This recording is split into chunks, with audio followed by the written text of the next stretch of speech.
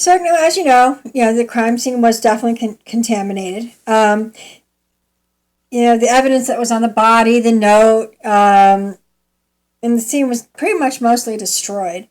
Police didn't get a chance to secure it. They didn't even treat it like a crime scene. They just treated it like, she was taken and that the crime scene was actually elsewhere because they didn't know how to handle things like this. So there's just a lot of mistakes, I guess you could say. I don't know how you put that. Yeah. Not quite Barney Fife level incompetence. It was just, inexperience with that serious of a crime, and of course thrown off by the delay in the fact that it's a ransom note. You don't expect to find the body there. It's gone. And hopefully alive. But that's crazy. Again, when the autopsy had revealed that JonBenet had been killed by strangulation with a skull fracture. The official cause of death was asphyxia by strangulation associated with craniocerebral trauma. In other words, a very massive head wound. Like she got hit by something very hard, and it basically made it such a crack, it made her brain bleed, and it was basically almost instant death. Yeah. There's no evidence of conventional rape. And I'm going to say that word again. Conventional rape. Although sexual assault could not be ruled out, again, not conventional rape, there was no semen found, but there was evidence that there had been vaginal injury or several vaginal injuries. Evidence also suggests that a paintbrush used as a garrote was also used for sexual assault. At the time of the autopsy, the pathologist recorded that it appeared that her vaginal area had been wiped with a cloth. Her death was ruled a homicide. Now, when you hear that means usually in the behavioral world, when somebody cleans up their victim, there is a care or a love or I care about the child or I care about my victim. Yeah. Where a rapist or a murderer will clean up their victim after stabbing them and doing all this stuff and redressing them and cleaning them and combing their hair, putting makeup on their face and laying them out and presenting them in a pristine way. That shows care and concern for their victim, even though they just did what they did to their victim. Killed them so nobody else could have them. Exactly. A garrote was made from a length of nylon cord and a broken handle of a paintbrush that was tied around JonBenet's neck and apparently had been used to strangle her. Part of the bristled end of the paintbrush was found in a tub containing Patsy's art supplies, but the bottom third of the brush was never found despite extensive searching of the house by police in subsequent days. There was a rumor, and I'm still trying, was not necessarily revealed because, again, the police leave some things behind, don't say everything because they have to, as they're trying to talk to suspects and stuff, they have to keep some stuff close at hand to use to rule out people. Yeah. And there is rumor and speculation that missing piece of the paintbrush was found up inside of JonBenet. Is that true? We don't know. Again, it's pure speculation, but it's probably a pretty good bet. This is just speculation. The autopsy revealed a vegetable or fruit material which may represent pineapple. Basically, it was concluded that it was actually pineapple, which JonBenet had eaten a few hours before her death. Photographs of the home taken on the day of when JonBenet's body was found show a bowl of pineapple in the kitchen on the kitchen table with a spoon in it. However, neither John nor Patsy said they remembered putting the bowl on the table or feeding pineapple to JonBenet. The police reported that they found JonBenet's 9-year-old brother Burke's Ramsey's fingerprints on the bowl. The Ramseys have always said that Burke slept through the entire night until he was wakened several hours after the police arrived. However, there was actual speculation to that little tidbit of information when in that documentary they actually took the 911 call and enhanced it. And it was surprising, some of the information that was found on that 911 call. For example, bear with me just a second here. You hear, after the call was over, and this was actually heard by the 911 operator, she heard what would be John Sr. saying, "We're not speaking to you." And it sounded in the tone as if a parent is talking to a child, saying, "We're not talking to you right now. We're, adult time." Adults are talking. Adults are talking, that kind of scenario. The second one was Patsy. You hear her say, "Help me, Jesus." And "What did you do?" Again, in the tonality of either talking to John Sr., which gives a whole different perspective on things, or to Burke. Yeah. And then you hear Burke saying, "Well, what did you find?" Yeah. When all along, red flag. When all along the Ramseys were saying, "Oh, well, he's asleep. He wasn't awake during all of this. He's sound asleep." When they came home from the party, JonBenet was being carried in by her father because she was asleep. And he went in and put her in bed. So in the documentary, it showed that Burke and she were up in the kitchen getting their favorite snack, which was pineapple, and I think they put milk on it or something like that. So that's why the possibility, the fingerprints on the bowl and the whole thing. But the speculation that they said that Burke was never, he slept through the whole thing. She was carried in asleep. And so any of the contents in her stomach from the party had already been digested. And so the pineapple was later on. So that's why that was the only thing found in her. Which also adds to another little bit of speculation.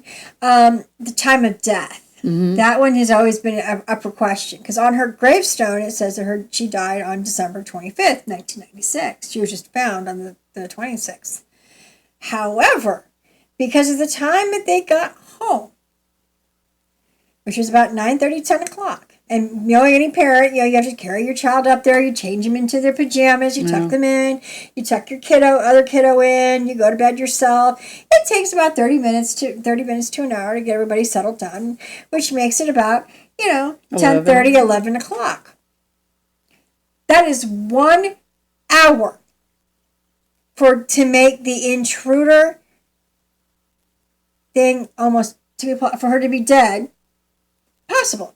Because if she died on December 25th, that intruder had to write the note, grab her, sexually abuse her, strangle her, dump her body downstairs, get out of the house in 60 minutes.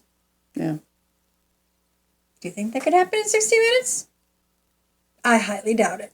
So that's what I'm saying, is that so many times in these crimes, and this is what I'm passionate about, trying to get people to stop looking at this small little picture and look at the grand picture.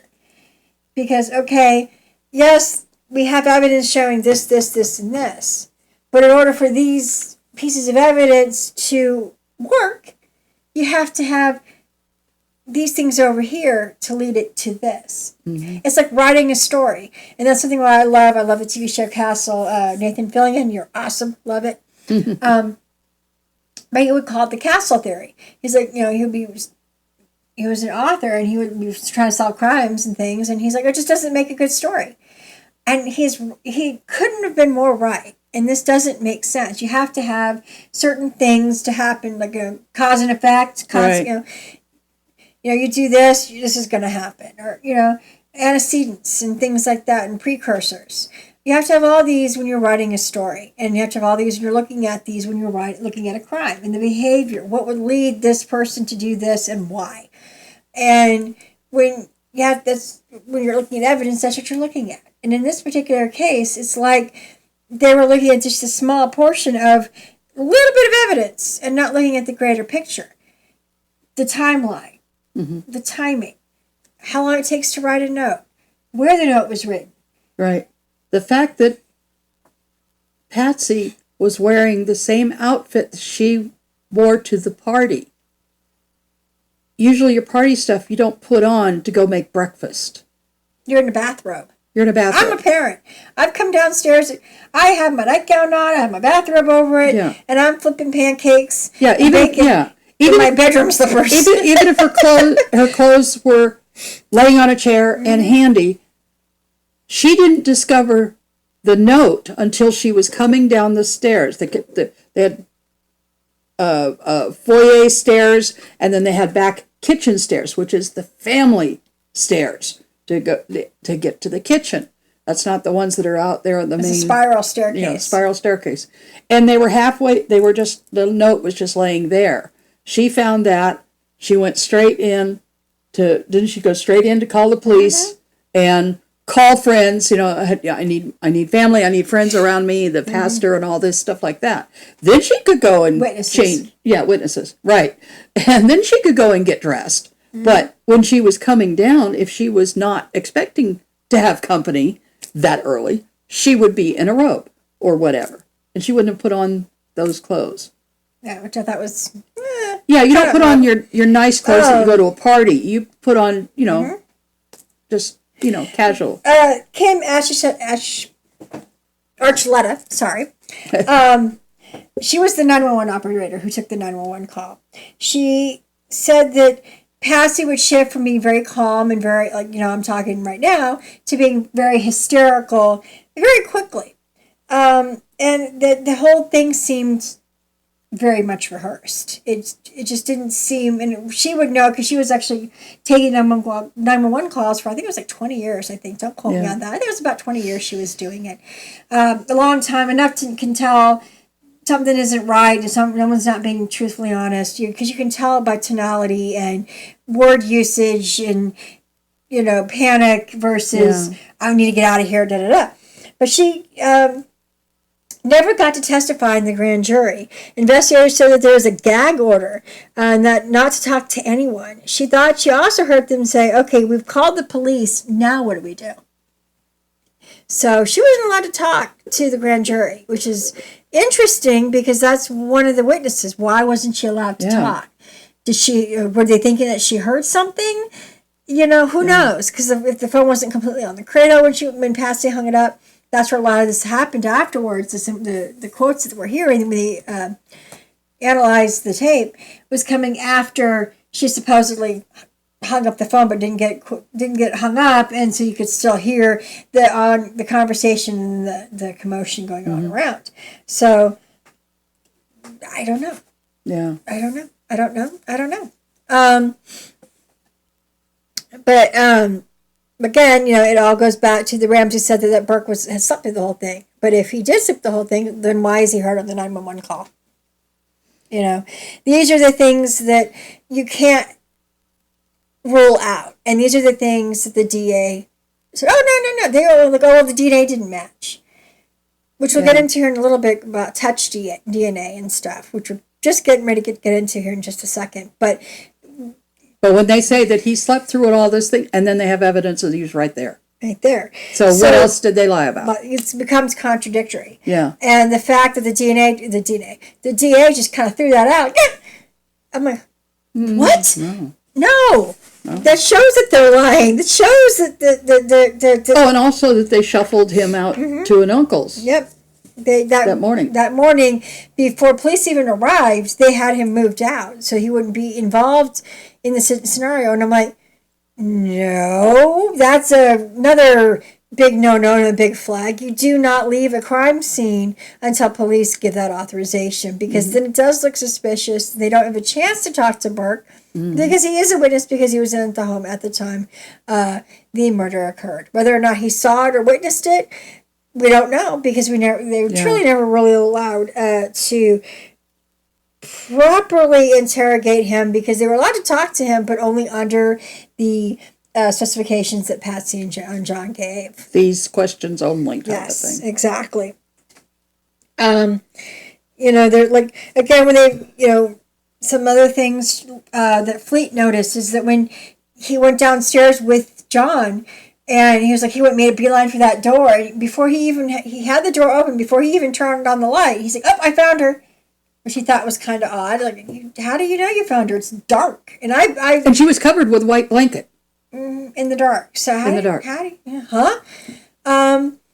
But he also said that it seemed, and a lot of times when people are guilty or something, and they're trying to shite off any kind of speculation, they will have a witness come with them to find the body, Right. to verify, oh, yeah, he was emotional, he was crying, he was this, he was that, in order to deflect any kind of speculation.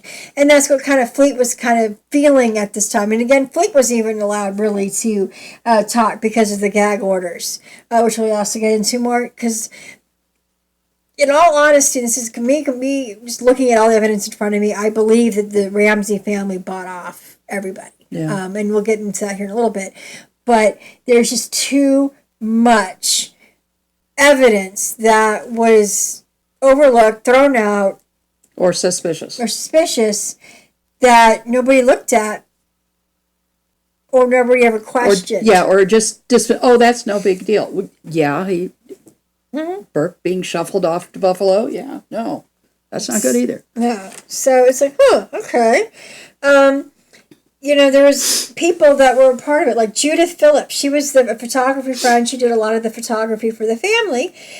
She said that, she was there one time with her daughter, who happened to be like maybe a year or so older than JonBenet, and they were up in JonBenet's room, and her daughter was talking to JonBenet about all the crowns and the trophies and things, and was in awe of them, and she's like, oh, they're more, JonBenet quote, oh, they're more my mom's than mine. Which to me speculates, okay, she's only doing this to appease her mother, not her. And it stopped becoming something fun that maybe she enjoyed in the beginning to something of, I'm told to do this, so I'm acting like for all intents and purposes, one of those monkeys that you see with the symbols. A puppet. Trained monkey. The trained monkey, thank you. But Judith knew about Burke and his behaviors and stuff, but she wasn't allowed to come forward. She had a gag order. There's just a lot of people who had information that were not allowed to come forward. They were not allowed to come forward for bizarre reasons. That John and Patsy said, even the gardener said that, JonBenet was the sweetest little girl, but Burke would always stay back. He was very antisocial, which is very common with autism, which I think he truly did have. But I also think he had sociopathy because of certain behaviors that he did show. The standoffishness, the quick to anger, he was very bitterly jealous of JonBenet. To the point where he was, he had hit her with the golf club in the face.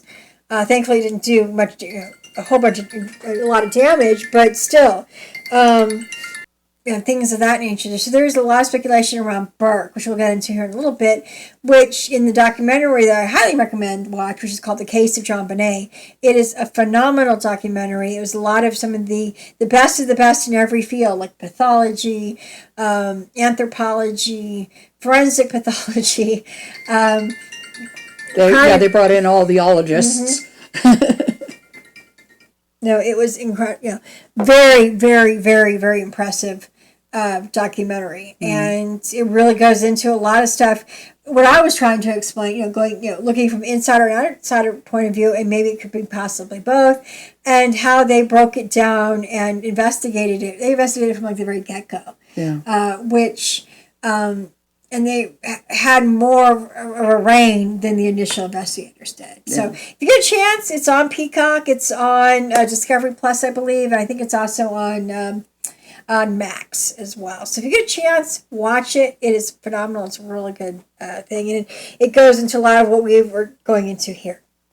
So trust me. Watch it. It's good. Something else that should be noted. In that documentary we were just speaking, there was a doctor, Dr. Warner Spitz, and he is a phenomenal forensic psychologist and medical examiner. Medical examiner type person. He studies, and he's done a lot of them. He did it with JFK, he did it with O.J. Simpson, amongst others. He did a lot of high profile cases over the years. And he was brought in to do this initially, and way, and a lot of times you have to work, and I do the same way, is you look at the crime scene, you get a feel of it, you see how the layout, you get the feel of everything, and then you look at the evidence that you have in front of you, and you'll be able to match it and get a feel of, okay, yeah, this works, this doesn't work, splatter marks, things of that nature. But this man, who's incredible, he was very well known in his field, was not allowed in the Ramsey home. They said, "Oh, we're gonna have our own personal guy do it," which is like, okay. Which to me is, you've got one of the greatest people out there who was willing to come in and do this, and you're saying, no, we're going to bring our own guy in and pay. That's another showing, we're trying to hide something. He didn't want them there. He said, he might find something, is the way I viewed it, and the way a lot of people viewed it. He looked at the autopsy results. Again, the family didn't want him going in there, but the blow to the head, to the right side of the head, caused the death or caused massive brain injury. And what he thinks did it was a mag flashlight. One of those big tall ones. Yeah, like there was black ones the police officers have. They're holding up these big, long, tall ones. Yeah. Because the line of it fit the mark in her skull. And it was a perfect indention, and a lot of people speculate that Bert got pissed off or upset because she took a piece of pineapple, and with his sociopathy and with his autism, grabbed a flashlight, the first thing he could find, and hit her over the head with it, killing her.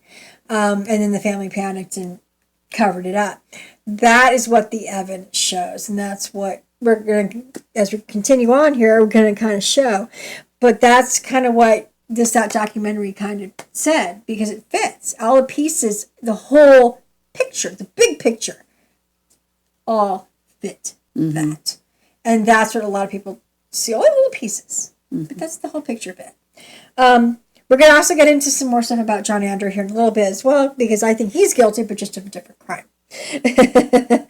But I also find it interesting that Ramsey's made their first public appearance on January 1st, 1997. That was the interview that they did on CNN. So I stand corrected, it was not on the 31st, it was actually on January 1st.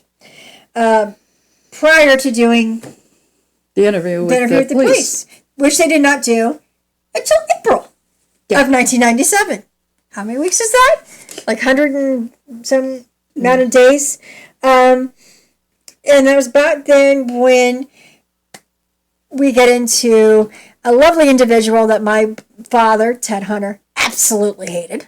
The DA, Alex Hunter. Now, in my family, when you would mention that name in front of my dad, he did not like that man. There was no relation. No relation. There was, on my dad's business card, he had put on the bottom, no relation to Alex Hunter. Yeah.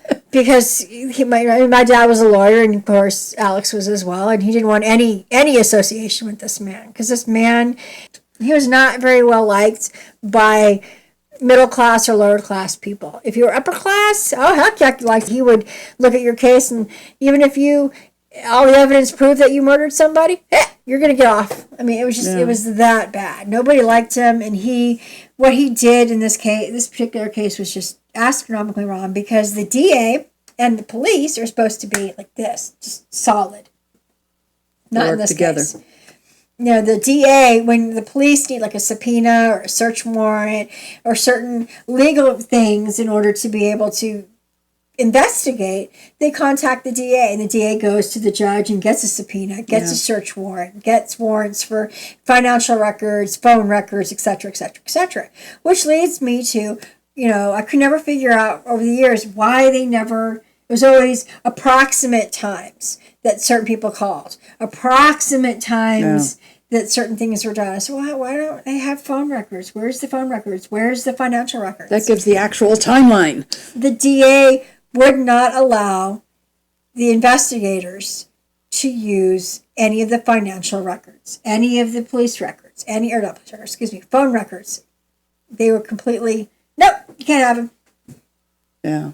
What? Bing, flag. I mean, it was everything that the police wanted to do, the DA would block it, which is so bizarre. Everything for the simple basics of doing their job. Mm-hmm. And then, he would make statements like, you got to treat the family with kid gloves. No, you don't. No, you don't. Or when they were going to take it to the grand jury, he made the statement, well, it's a political thing now. I've got to talk to my people. Huh? When did a 6-year-old's murder become political? Yeah.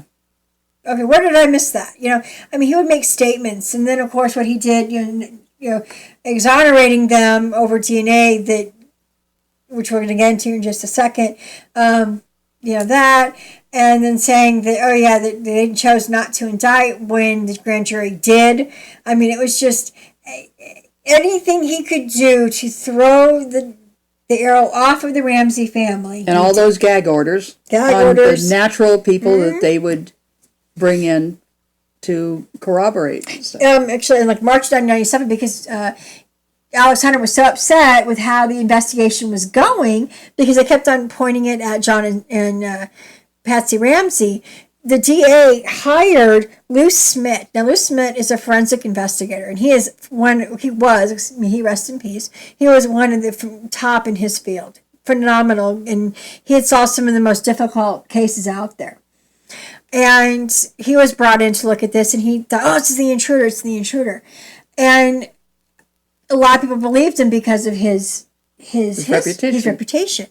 But something that I just thought about recently, we're working in this case, again, going back to, they only looked at the small pictures, or the small part of the bigger, so they're looking at the big picture, they looked at the small things. And the DA brought them in, and I said, he was brought in several months after the crime scene, when other people were not allowed on this crime scene. And I was like, this is kind of interesting. And it made me this is me speculating, often made me wonder if they set the crime scene up before Lou Smith came on scene to make it look like it was an intruder. Put enough evidence to veer him that way. Yeah. Because there's so much that doesn't point to that I'm like, how does he overlook this? And I was wondering, maybe he doesn't know. Because a lot of times investigators, when they're coming in, and I do the same thing, when we're coming into a case, so we're unbiased. We don't look at any of the media. We don't look at newspaper articles. We don't even look at the police records. We don't talk to family or friends or anybody or witnesses, anybody involved. We go to the crime scene. We look at the reports, and we make a preliminary theory to ourselves of what we think may have transpired. And so we look at that, and then we start adding in all the other pieces and building our case. And if he was doing that, and he came in, and he's only getting been shown the evidence that they want to be shown, then that would lead him to make the jump that it was an insider. Because something that somebody said kind of triggered that for me, was that, a lot of pictures, they talk about the suitcase being under the window. Mm-hmm. But the police officer front, she was one of the first ones in that room. He went back downstairs after. That's the first thing I thought of was the suitcase when you were talking.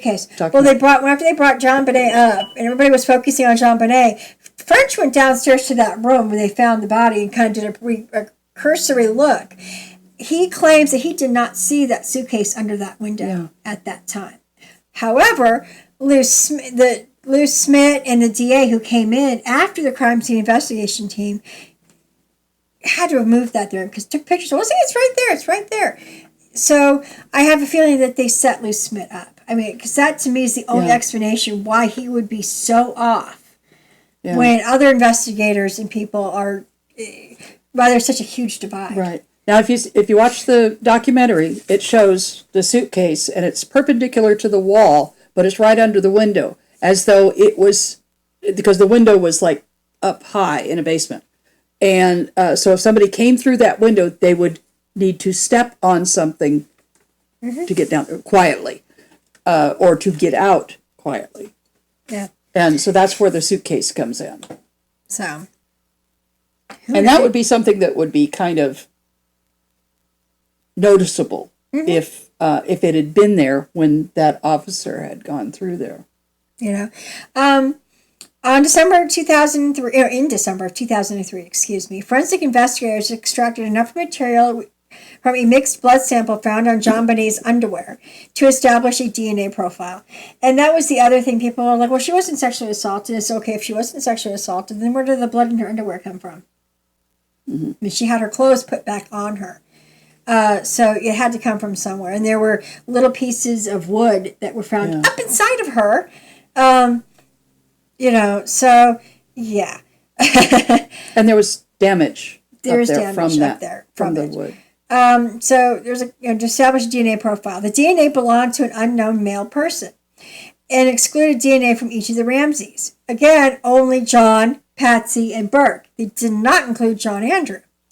The DNA was submitted to the FBI's Combined DNA Index System, otherwise known as CODIS, or stands for CODIS, a database containing more than 1.6 million DNA profiles.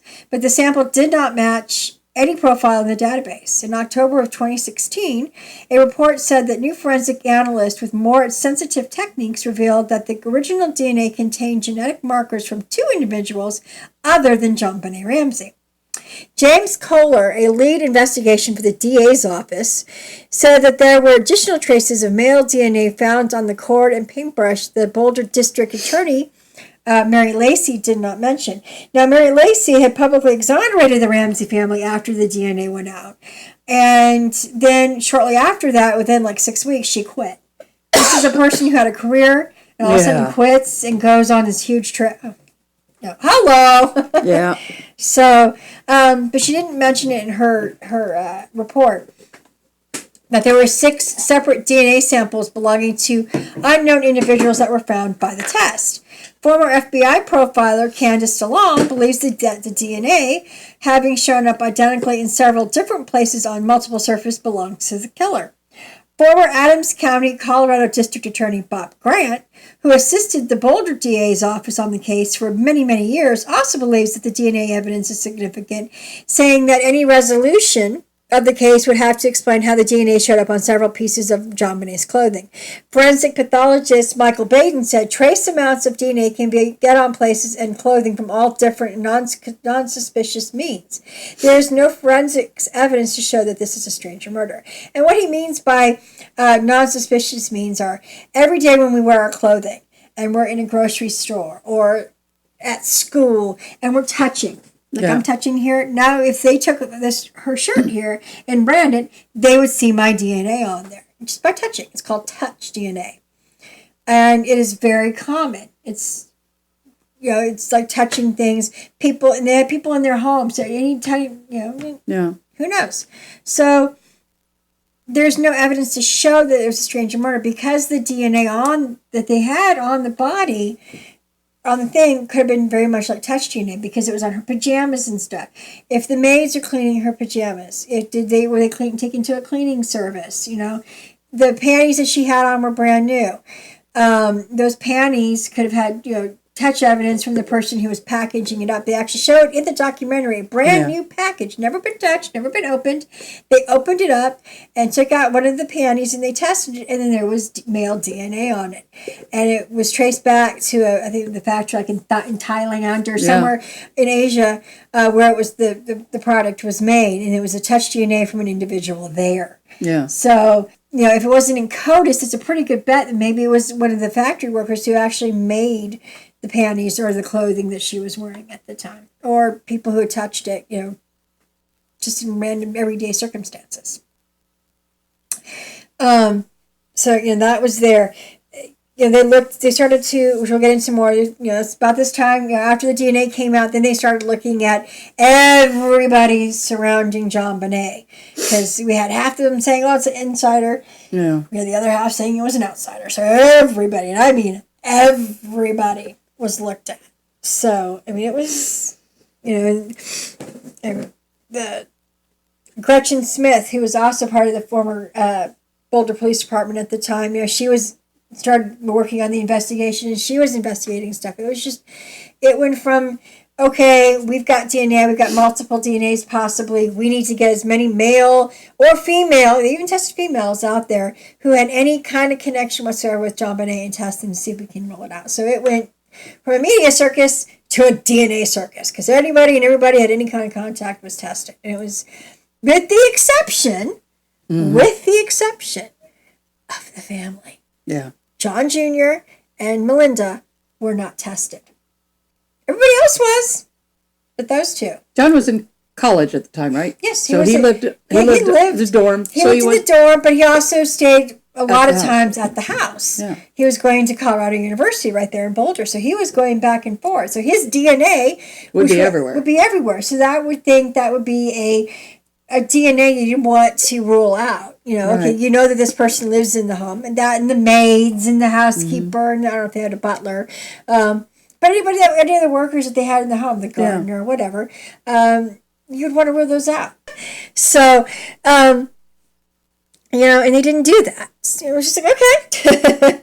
They didn't, but instead they exonerated the whole family without actually testing the whole family, which is why, Chief Beckner was like, no, because you didn't, that's just, again, one little pinpoint part of an entire investigation. You cannot exonerate somebody just for one piece of evidence when everything else, because again, this is also in the home.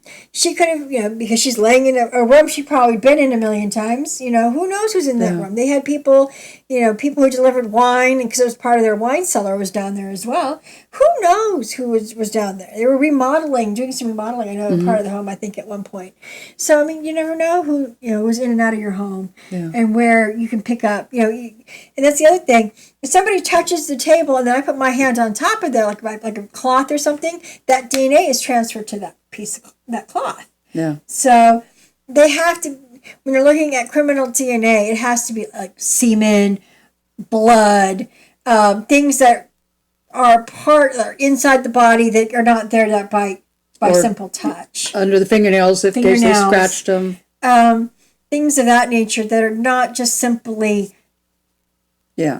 touch. Because anybody can touch, anything and leave a fingerprint. Mm-hmm. So, that's kind of what they were doing and everything. Alex Hunter, again, was pushing different things. Oh, it has to be, an outsider. The DNA proves. It was constantly pushing the whole DNA factor. And I'm like, okay, dude, be quiet. You don't know what you're talking about. I mean, there were times in his press conferences that he would give on the news in Colorado, like 9 News or Channel 7 News or whatever, that I'm sitting here like, shut up. You don't know what you're talking. I'm in my early 20s. I'm like 19, 20, 21, and I'm watching this, and I'm like, I'm just barely studying this, and felt like I knew more than this guy is. I'm like, okay, you're embarrassing yourself. Even my dad was like, you're embarrassing yourself. Shut up. Go away. I don't want to let you. He didn't like the guy. So no wonder. I love the fact that he put that on his business cards. Mm-hmm. No relation to. Oh, my dad. No. Nothing at all. But did not want anything to do with anything at all. But a couple of people that we're also looking at, we'll get into more detail about them, was Bill McReynolds. He was questioned, and we'll get more into who he was, but he was the neighborhood Santa Claus. And there was also another sex offender, Gary Olivia, who was arrested because he was carrying a photo of JonBenet, and there's some other issues. And so we'll get more into those later on as we dig even deeper and deeper and deeper and deeper.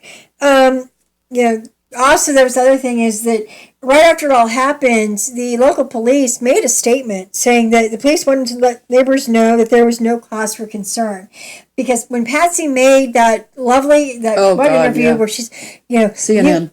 On CNN, you know who you are, we're going to find you.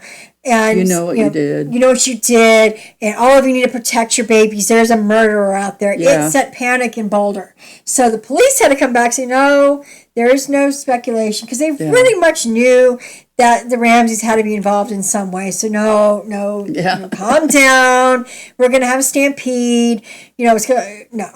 We don't want a Dante's Peak to be happening here. I don't know if anyone's seen the end of Dante's Peak when the volcano is exploding. The entire mountain town is rushing to get out. The only way they could get out in this town.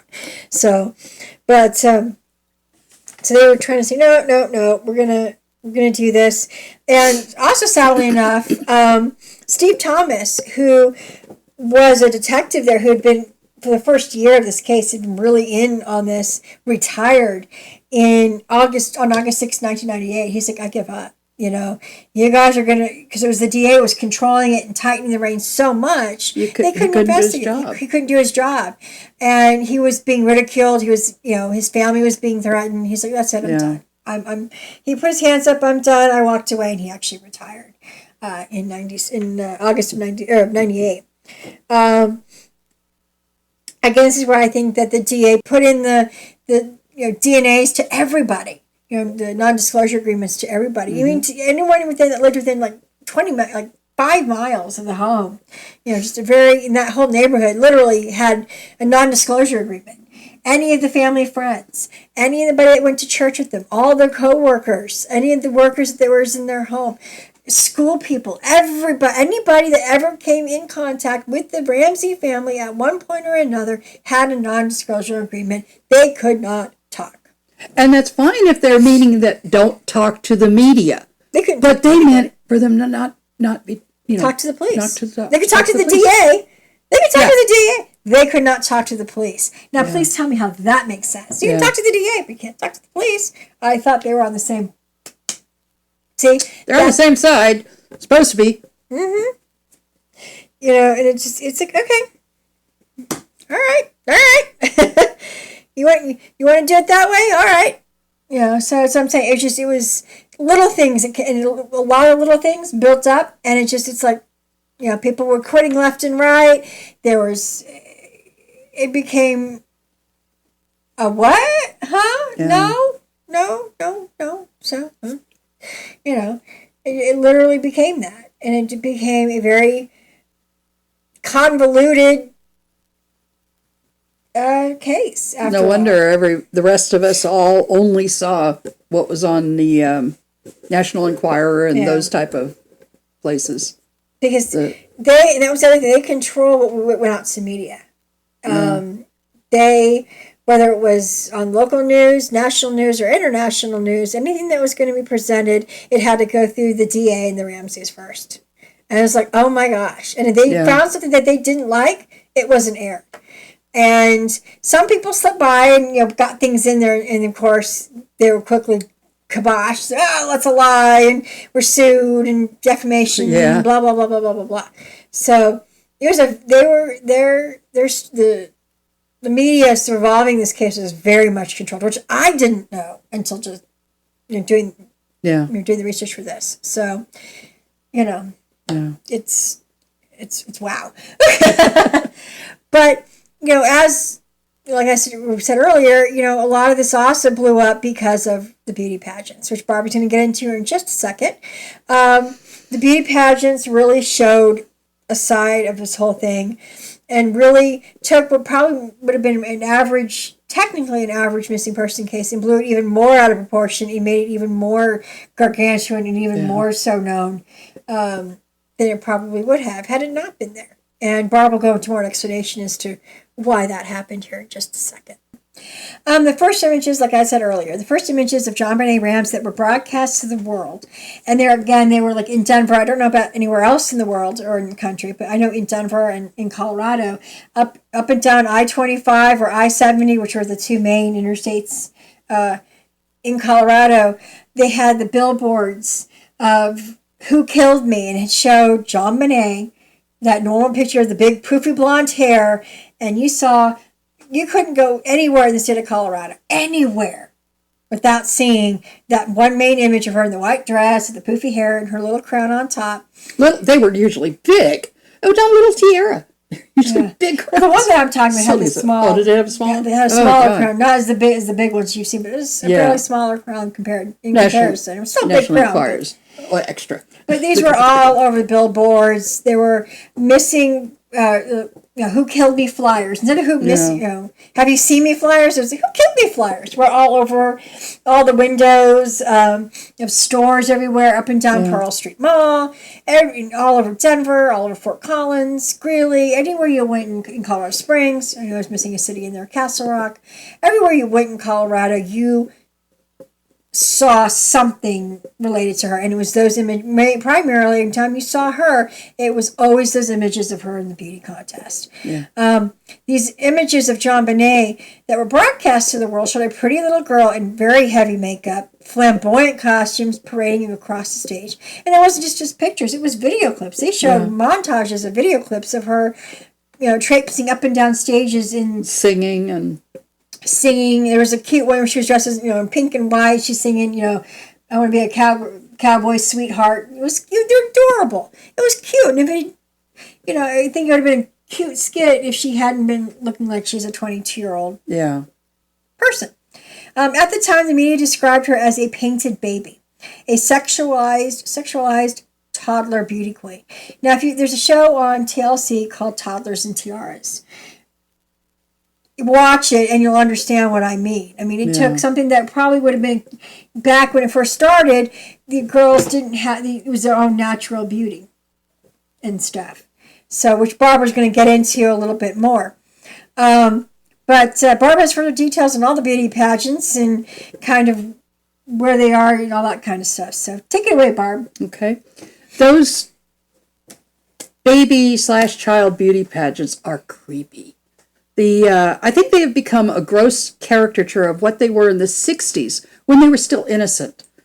A few of them are okay, but the majority get the bad press because of competitive stage moms and people remembering the JonBenet case, where they first heard about the existence of some of these pageants. I did a Reddit dive into the pros and cons. I found some former participants shed some perspective, which was, it started as a princess dress-up fun for them. They got to wear better quality princess dresses than the Halloween stuff you see. And they loved it. If they had normal parents, the experience taught them tools for future success, like poise, good grooming habits, public speaking, ease with interviews. That's good for jobs later. Community, charity spokesman, that type of thing. Some won scholarship money, so those are great takeaways. Then there's the downside. Some of these girls said that after they stopped, some said that the self-confidence dwindled as they weren't fawned over in dress-up mode anymore and were not noticed as just themselves. That's quite a difference from how they were fawned over. Worse are the over-the-top hypersexualized ones. One Reddit dad said his daughter wanted to enter a pageant because her friend does them. He had seen the professional photos of the girl as they were neighbors with the family, but he hadn't seen the pageants. So he looked some of the videos up online and saw how many views they were getting, and he thought that was a little strange. After watching some of them, he felt uneasy and wondered who else were watching these kids. He started looking at the profiles of viewers and was horrified. A good 85% were men who didn't have normal family photos on their profile in their page. Like pageant dads, they'd have family pictures and stuff. Some looked like pretty dodgy characters. He did not let his daughter enter the pageant. When pageants and dance competitions are held in public places, like malls, etc., some of these people noticed that there were some real skeezy men on the fringes of these crowds, watching and giving them the creeps. This was what some of the girls said their families had said. The closest I ever got to something like a pageant was at 12-ish. A nice department store in Pasadena, California had a back-to-school kids, teens fashion show and advertised for models. Just store signs for regular customers. My mom asked if I wanted to sign up. I said, sure. They had a few classes to teach us how to walk smoothly, head high with the balancing the book on the head. And we wore our street clothes. For the show, it was the school clothes from the store, not the hyper stuff. It was tame stuff in the 60s. Been there, learned to walk, done that. There was a mother-daughter look-alike contest in another town that my friend Marcia and her mom entered. They should have won, but we were in junior high then. So that's the kind of innocent contests back then. Over the years, these modern pageants have been banned in other countries, such as France in 2013. The overemphasis on a child's looks can lead to eating disorders, body image perception problems, and low self-esteem. I forgot that they, at the time when we had the innocent ones, the things that I was, they didn't have the beauty pageants at that time everywhere. I read that those were big in the Southern Belle states. It kind of went with the whole image that they like to keep up. So that was a big difference, and that's where where they started those fancy ones. Now Juliana here was in ballet and did a pageant or two. So what say you? Well, pageants for me, I was in a couple of pageants when I got older. I didn't do it until I was like in junior high, like a junior in high school. My mother was a pageant when she was in the same pageant I was, the Junior Miss pageant in North Central Kansas. And she also went into Miss America. She became a runner-up, or not Miss America, Miss Kansas. To become to Miss America pageant, she was runner-up. But she, on that level, you've got the bathing suits and the beauty and talent and interviews, and you're getting scholarships and stuff. But the person has the mindset to be able to know this is wrong and can stand up and say, no, I don't want to do this. And that whole kind of scenario. When you're a child and you're being pushed into this by a parent, you don't have that ability to say no. And I think it's creepy, personally. The novelty at the beginning would be fine. The dress up, the princess thing, that, and that wears off real quick. Yeah. But, back, again, in the 60s when pageants really started, the first ones for the children weren't about the poofy hair. They didn't have the fake hair and nails. It was just, like the cutest baby, it was natural beauty, what they look like, and they maybe gotten a little poofy dress or something. But it was very simplified. It wasn't about, looks, and the you might have won a couple $100 here and there. It was very small. And then now, you can win up between $5,000 and up to $40,000 in these pageants, and it becomes extremely competitive. Again, if you see that show, there were mothers who were sabotaging other contestants' props for talent just so that their daughters could get an edge. And a lot of these daughters were like almost forced into it. Some of them didn't want to do it. They were just doing it they wanted to have the fun part, the fun aspect of it. But then mom would take it, a whole different level, dyeing the hair, getting French manicures, eyelash extensions. They weren't allowed to have the fun snacks that all their friends and even their little brothers were allowed to have. Yeah, they were eating, during the competition, they were eating like the giant pixie sticks. They're full of sugar, trying to keep them hyped up. For me, I'm 45 years old. I had my very first real, true nail manicure experience 2 years ago. I can't imagine getting my nails done. Maybe a little nail polish. Yeah. My mom would paint my nails when I was little, but not the full-blown acrylic French manicure thing at 6. No way. That just it. But going back into the world, not only did I do ballet, I did ballroom and I did a lot of dancing and stuff growing up. A lot of it was for fun, and we did have some competition, and I did compete in forensics. When I say the word forensics in the Midwest, I have to correct this one. I said this before in another one. People are like, you competed in crime? I'm like, no. In the Midwest, Kansas, Colorado, and that kind of area, and actually all over the country, another form of speech and drama was called forensics, which is reading poetry, poems, things of that nature. So I did compete in that, and that was my only, other than competing in dance, was the only time that I ever had an experience where somebody affected my competition, which happened to be my former speech director, forensic director, Deborah Krutz. She changed my speech, my prose that I had worked on in December of 97. She had changed it. She found out in February of 98 during the season that my piece needed to be changed because I had done it from a play and not a book. And when you were doing prose, you had to do it from a book and not a play, even though the play that I was based on a book. Right. It gets convoluted. But anyway, she knew that it was going to need to be changed if I were to make it to state because we couldn't do it. There's a potentially being disqualified. She did not let me know until 2 days before the state tournament. And by then, I had worked on this piece, had my confidence had been built. I had been winning left and right.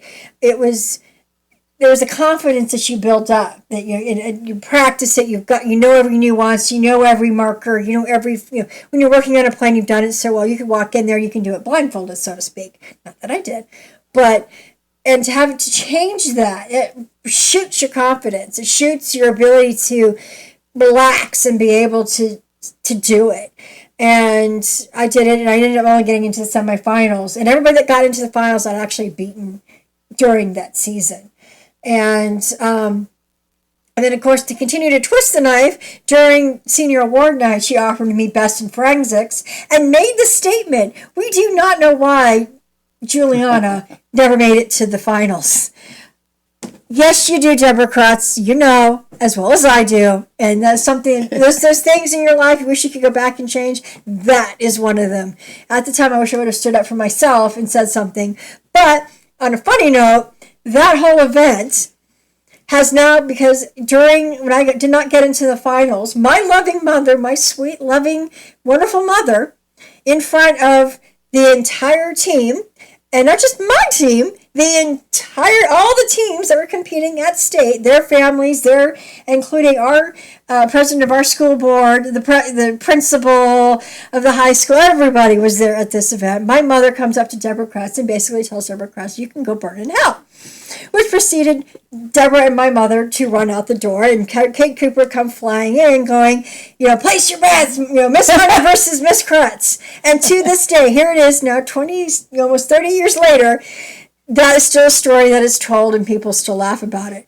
My mother is mortified that she'll go down in history as the mother who told a teacher to go to hell. So, in front of everybody. And I got to hear the story from her and her mother in the living room one day, so that was very funny. So I am familiar with competition.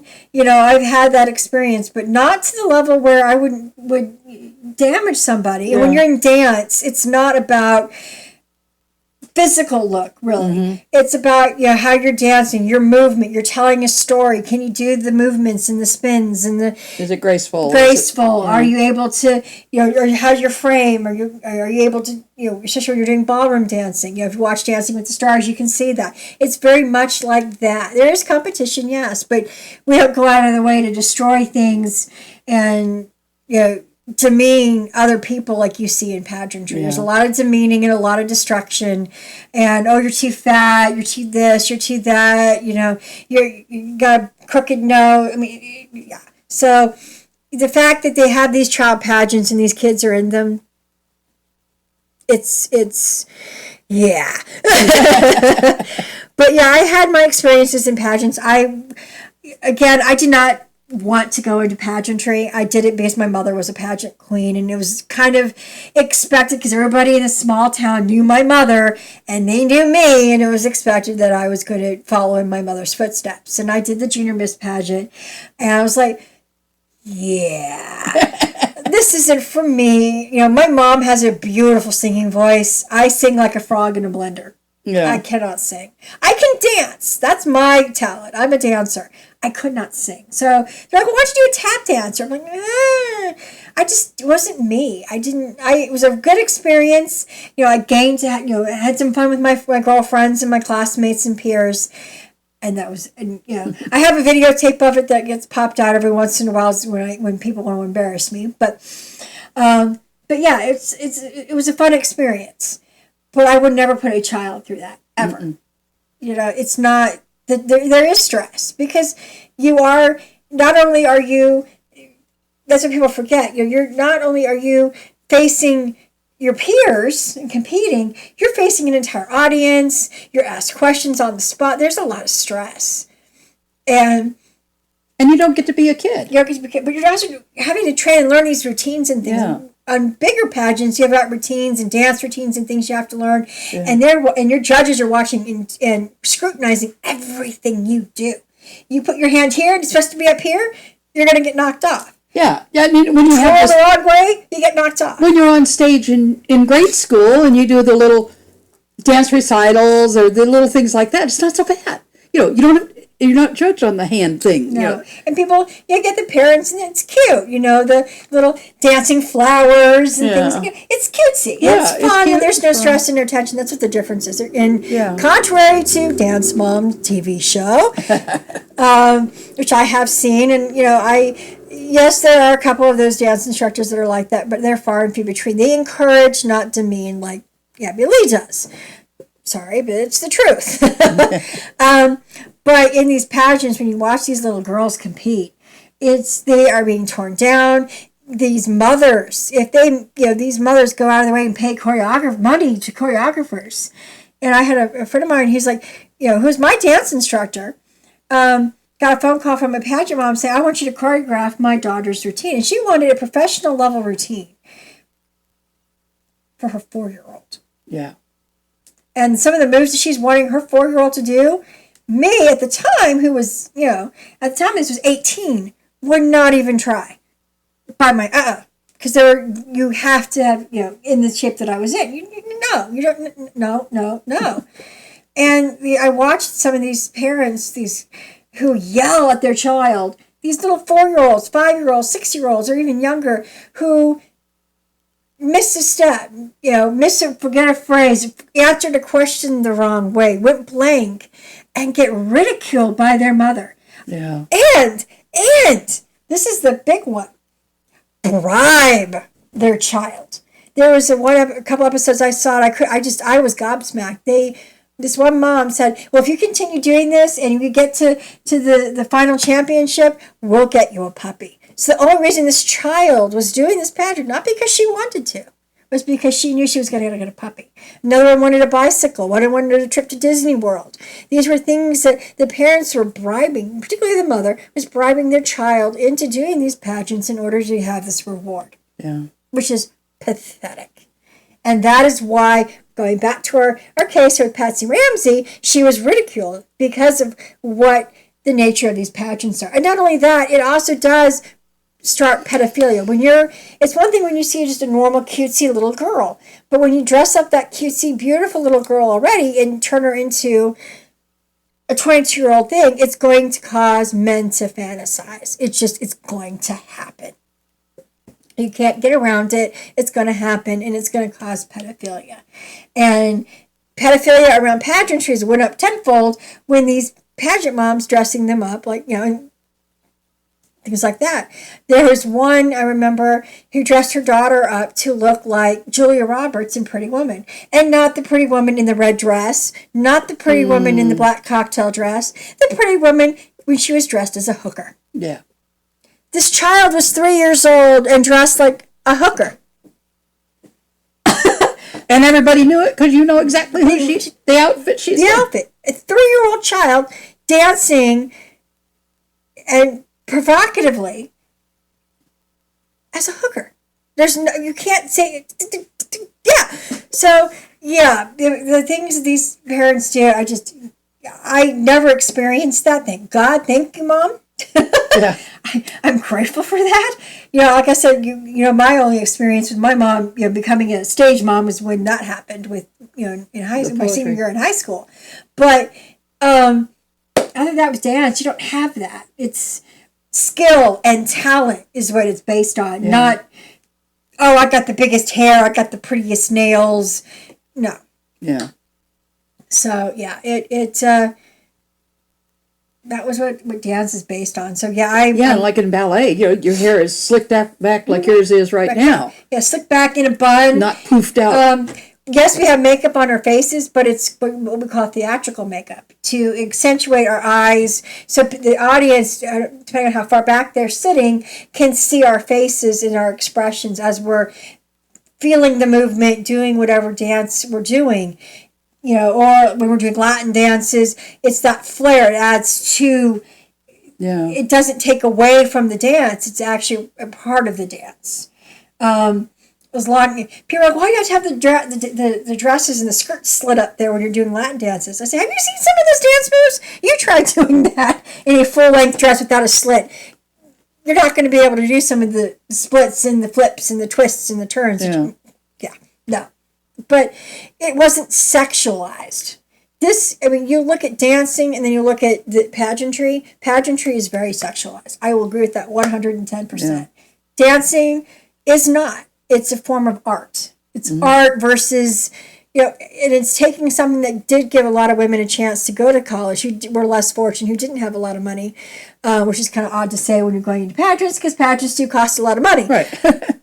Don't ask me. But it did give a lot of scholarships and stuff. It gave my mom a scholarship, to be able to go to K-State. So it does have its pros, but unfortunately, it does have a lot of cons. And like in recent times, the recent pageants and things there have been, I think it was, I don't know, someone who was from East India, I think it was. It was the Miss Universe pageant, was in for the bathing suit part of it, she wore a full-length cover-up kind of thing, and was disqualified because she didn't show her body. The other things are, coming along with that. So as you can see, that is why this became such a big case, was because of the stigmata that goes around with pageantry, and the only images that the whole world saw of this child were from a pageant. Yeah. And then you saw the other pictures of what she really looked like, and you compare the two of them, and it's like, whoa. Yeah, I think it was in the documentary. We finally got to see a normal picture of her. You would never have seen, nobody would ever have seen JonBenet Ramsey in like a Winnie the Pooh shirt or something. She was in a normal kid thing, long, straight blonde hair. She didn't, no, it was brown, like a dark, almost like a dirty blonde. Well, yeah, it was dirty brown, but it wasn't bleach blonde. It was sun blonde. Yeah. And she was wearing like a t-shirt and shorts, and I'm like, oh my gosh. And she smiled. It was just a simple little smile. And one flip flop on, one flip flop. She didn't have she had little flip flops. She had one on, one off. And she was cute, adorable little girl. Yeah. And I'm like, and then you see these pageant pictures, and it's like, oh my God, is this the same child? Yeah. It was just, you couldn't tell there was the same child, which will probably bring us into part 2. So sit back, relax. We're going to start part 2 here, and, Or go get your popcorn. Go get your popcorn, go to the bathroom, do what you need, and we'll be right back with part 2. See you in a second.